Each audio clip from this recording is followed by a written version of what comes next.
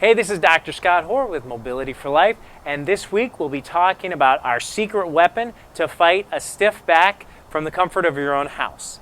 This week our exercise specialist, Irvin, is going to be going over our recommended action for you to take.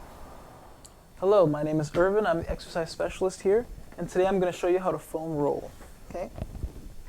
So one way to foam roll is you're actually going to bring the foam roller up to your middle back with your knees up, and you're going to keep your hips on the floor, hands toward the back of the head, and nice and slowly you're going to lean back into it.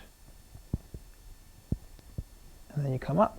So this is a nice and slow movement, making sure that you're breathing the whole way through. Okay? Making it audible sometimes can help with a nice relaxing breath.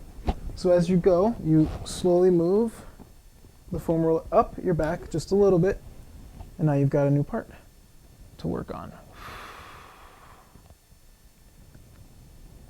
So that's one way. Another way, active, is again starting at the mid back. You're going to actually lift your hips off of the floor. And right now I'm in this flexed position. I don't want to be flexed forward. I actually want to be extended backward. Okay?